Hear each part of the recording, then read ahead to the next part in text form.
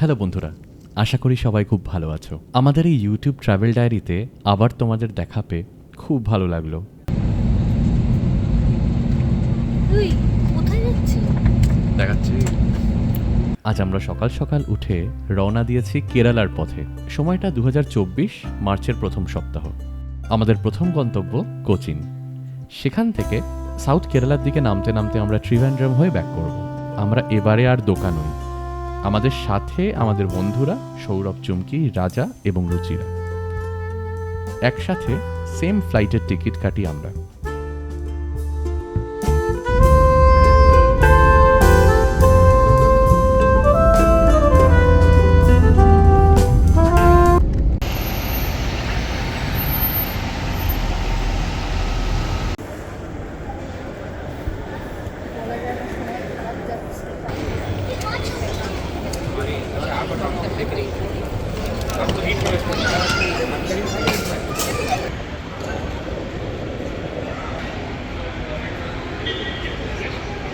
Finally অনেক প্ল্যানিংয়ের পর আমরা পৌঁছলাম কেরালা। কোচিনে আমরা ল্যান্ড করলাম বেল্ট থেকে ব্যাগেজ কালেক্ট করে। এবার আমরা চলেছি হোটেলের রাস্তায়। গিরিশজির সঙ্গে আমাদের দেখা হয়েছে অলরেডি, উনি আমাদের গোটা ট্রিপ ওনার গাড়িতে ঘোরাবেন। আমরা এসেছি মার্চের একদম ফার্স্ট উইকে।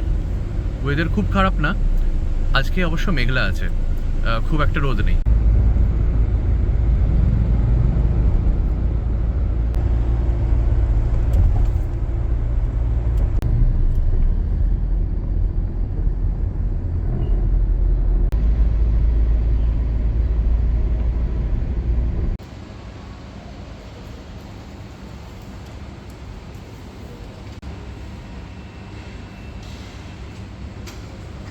তো আমরা প্রথম দিন কোচিতে চেক ইন করলাম হোটেল ব্রডবিনে। হোটেলটা খারাপ না, বেশ সুন্দর ছিমছাম হোটেল। একটা সুন্দর কিং সাইজ বেড, দুপাশে টেবিল, পাখা, এসি সবই রয়েছে। কোচিতে এসি দরকার যদি আপনারা মার্চ মাসে আসেন। আমরা মার্চের ফার্স্ট উইকে এসেছি, আমাদের এখনই এসির প্রয়োজনীয়তা ভীষণভাবে আমরা বুঝতে পারছি আর কি। সুন্দর করে সাজিয়ে গুছিয়ে দিয়েছিল, যেটা আমাদের এতক্ষণের একটা স্ট্রাগলের জন্য এখন আর সাজানো গোছানো নেই রুমটা। সেই স্ট্রাগলটা কি, আমাদের একটা অ্যারিস্টোক্র্যাটের বড় সুটকেস ছিল, আর আমরা এক্স্যাক্টলি যেই পিন দিয়ে আগের দিন খুলে ব্যাগ গুছিয়ে সেই পিন চেঞ্জ না করে এতটা রাস্তা এসে এখন যখন খোলার চেষ্টা করলাম, সেই ব্যাগ খুললো না। The lock is locked.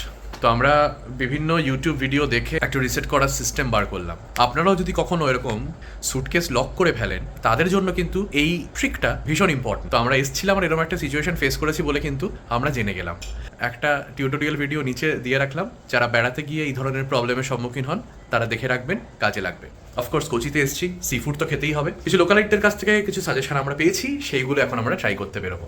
একটু ফ্রেশ হয়ে আমরা অটো নিয়ে বেরিয়ে পড়লাম লাঞ্চ সারতে। আমাদের সঙ্গে আরো দুই কাপল যারা আসছিল, সৌরভ, চুমকি আর রাজা আর রুচিরা, এয়ারপোর্টে ফেসে গেছে। ফাইনালি আমরা খবর পেলাম যে ওদের ফ্লাইট ল্যান্ড করেছে কোচিতে। আমাদের ড্রাইভার গিরিশ ওকে আবার আনতে গেছে। ওরা আসার পর আমরা বাকি যেটুকু সময় পাই সেই সময় কোচি ঘুরবো।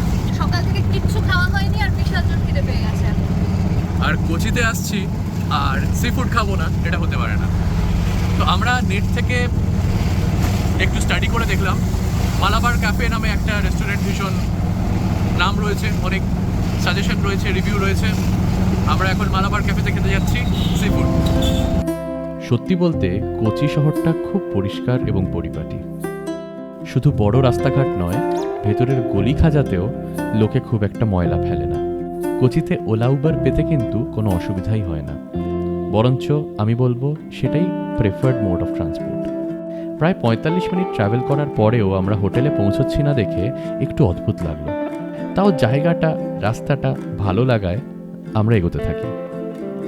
একটা অদ্ভুত ঘটনা ঘটলো। এই সময় আমরা বলেছিলাম যে কোচিতে কিন্তু গরম পাবো। গরমে আস্তে আস্তে এবং খিদের চোটে আমাদের বেশ শরীর খারাপ লাগতে আরম্ভ করে।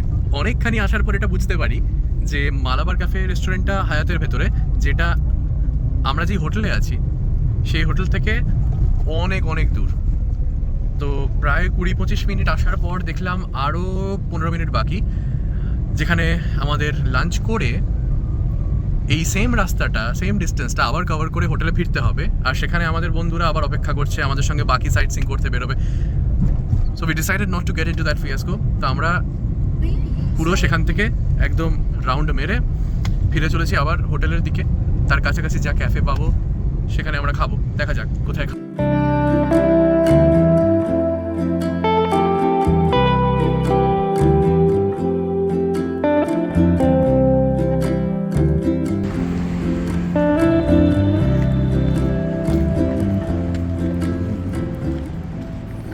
আমরা অর্ডার করি পোটাটো ভেজেস আর চিকেন অ্যালফ্রেডো পাস্তা।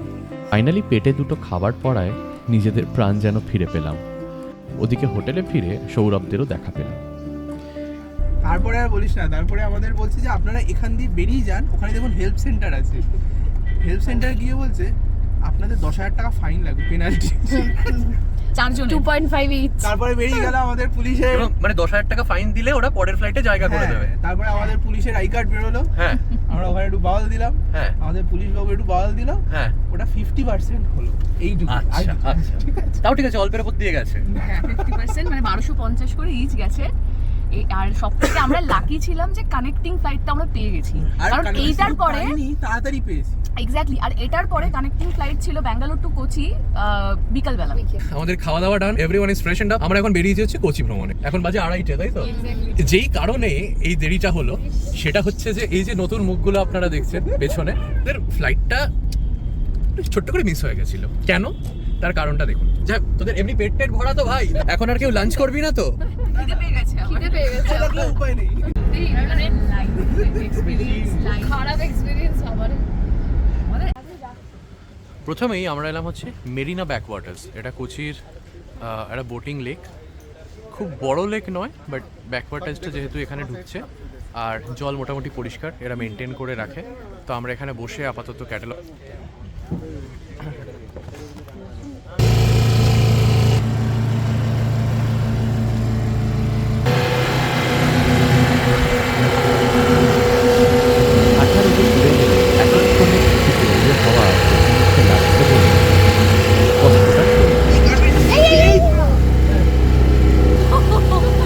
আমি সাঁতার জানি না, আমি সাঁতার জানি না।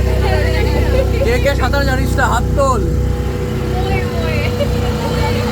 কোচির ব্যাকওয়াটার এমনিতে অত সুন্দর নয়, বিশেষ করে গ্রীষ্মকালে। আমাদের এখানে যেমন খাল বিল তেমনই। আসল ব্যাকওয়াটারের মজা নিতে কিন্তু অ্যালেপ্পি বা কোভালামে আপনাদের যেতেই হবে। তবে এখানে সুন্দরবনের মতো প্রচুর বড় এবং পুরনো ম্যানগ্রোভ গাছের দেখা পাবেন বিভিন্ন রকম পাখি, চাইনিজ ফিশিং নেটস এবং মাছের ভেড়ি।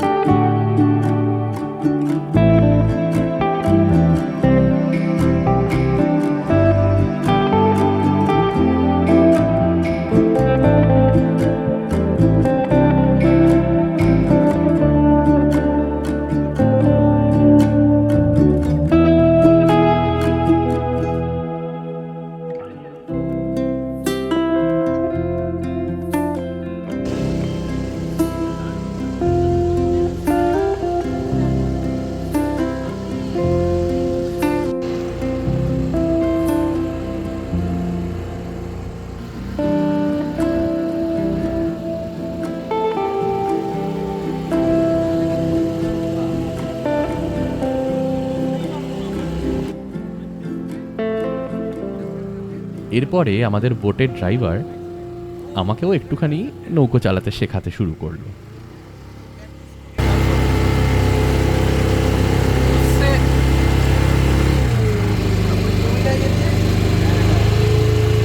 কি করে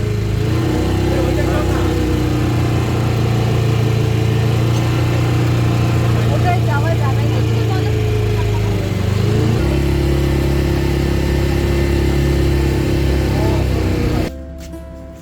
ব্যাকওয়াটারের পাশেই একটা বাড়ি দেখে ব্যাকওয়াটারের পাশেই সুন্দর ঘাট বাঁধানো একটা বাড়ি দেখে আমরা দাঁড়ালাম। একটু ডাব আর আইসক্রিম বিক্রি হচ্ছিল, তাই কিনে খেলাম। গরমটা বিশেষ করে এই সময় কোচির আবহাওয়া সত্যি খুব কষ্টকর।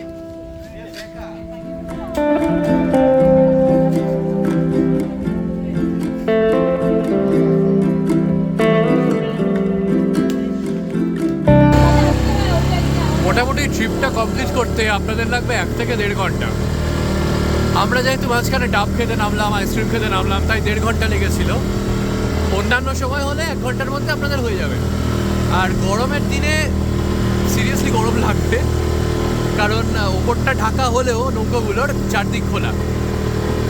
চেষ্টা করবেন একটু দেরি করে আসার, 3:30 4টে নাগাদ এলে যখন একটু সূর্যের তাপটা কম, তখন একটা বেটার এক্সপিরিয়েন্স পাবেন।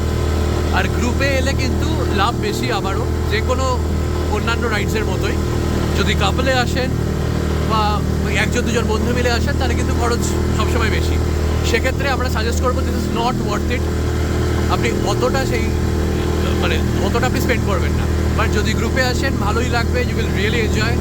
ফোকলোর মিউজিয়াম আমাদের মিউজিয়ামের মতো এটা কিন্তু গভর্নমেন্ট মিউজিয়াম নয়। জর্জ সেলিয়েট বলে একজন ভদ্রলোক পার্সোনালি এই মিউজিয়ামে সংরক্ষণ করেছেন। সেই কারণেই এন্ট্রি চার্জেস একটু বেশি বলেই মনে হলো, পার পার্সন 200 টাকা। এখানের সমস্ত কালেকটিভস কেরালা এবং তার পার্শ্ববর্তী অঞ্চলের সাধারণ মানুষের জীবিকা চালানোর জিনিসপত্রের মতো। ফোকলোর মিউজিয়াম দেখার পর আমরা এখন চলেছি হচ্ছে কোচি ফোর্ট দেখতে। সূর্য মোটামুটি এখন নেমে যাচ্ছে, রোদের তাপ নেই অত। দেখা যাক আমরা কেমন এনজয় করি বিচে। এইটাই আমাদের লাস্ট ডেস্টিনেশন, মানে ট্যুরিস্ট ডেস্টিনেশন আজকের জন্য। তারপর আমরা হোটেলে ফিরবো আর এই দিনটাতে ইতি টানবো। শুরু হয়েছিল খুব অদ্ভুতভাবে, অনেকগুলো মিস হ্যাপস দিয়ে। স্লোলি এত সুন্দরভাবে দিনটা চেঞ্জ হলো, আমরা এতটা এক্সপেক্টও করিনি। Kochi has been really kind. এরপরে আমরা পৌঁছলাম কোচির সম্ভবত সব থেকে সুন্দর জায়গায়। মনে হলো সকাল থেকে অন্য কোথাও না গিয়ে বোধহয় এখানে থাকলেই ভালো হতো। অবশ্য রোদে যেতাম পুড়ে, সেটা অন্য কথা। কোচি ফোর্ট ঠিক করলাম আজকের সন্ধেটা আমরা এখানেই কাটাবো।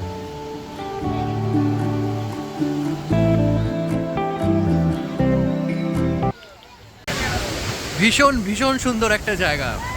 আমি যতগুলো সানসেট দেখেছি তার মধ্যে probably one of the best. কোচিতে যদি আপনি আসেন, কোচি ফোর্ট মিস করবেন না। আর মনে রাখবেন, বিকেলবেলা 4টে-5টার পর আমরা এসেছি মার্চে মোটামুটি ওই 6টা 6:30 নাগাদ সানসেট। যদি 5:30টার সময় আসেন, খুব সুন্দর একটা গোল্ডেন লাইট উপভোগ করতে পারবেন, আর গরমটাও বেশি থাকবে না। You will really love this place and I can guarantee that.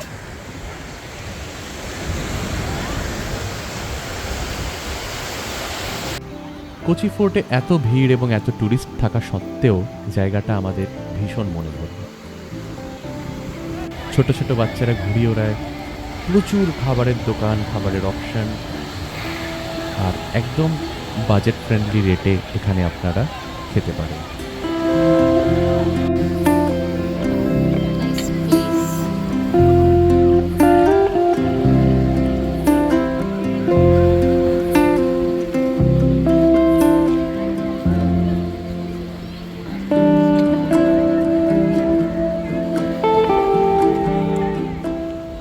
দিনটা প্ল্যান অনুযায়ী না গেলেও একটু অন্যরকম একটা এক্সপিরিয়েন্স দিয়ে গেল আমাদের কোচি ভ্রমণ।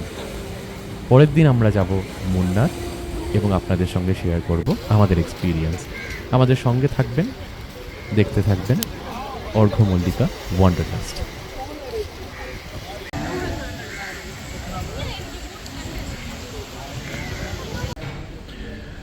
আমরা যে প্যাকেজটা বুক করেছিলাম এই পুরো ট্রিপের জন্য, সেখানে হোটেলে থাকার পাশাপাশি বাফেও ইনক্লুডেড ছিল। এবার আমরা আপনাদের দেখাবো যে বাফেতে ওরা রাত্রে কী সার্ভ করছে, সো দ্যাট আপনারা যদি এদেরকে পরবর্তীকালে কখনো কন্ট্যাক্ট করেন ফর ইয়োর ওন ট্রিপ, তাহলে কী ধরনের খাবার এক্সপেক্ট করতে পারেন সেটার একটা আইডিয়া পান। ভেজ স্যুপ, চিকেন স্যুপ,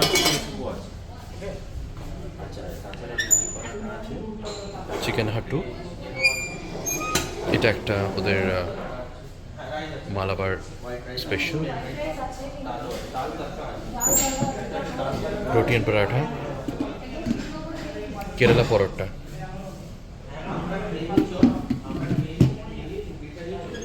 ঘি ভাত,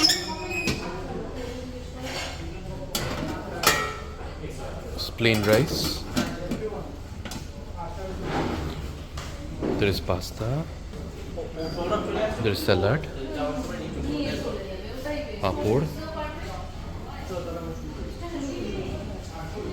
দেন ভেজের মধ্যে ওদের অ্যাভেলেবেল আছে dal tadka, paneer butter masala, and then গোবিও অ্যাভেলেবেল আছে।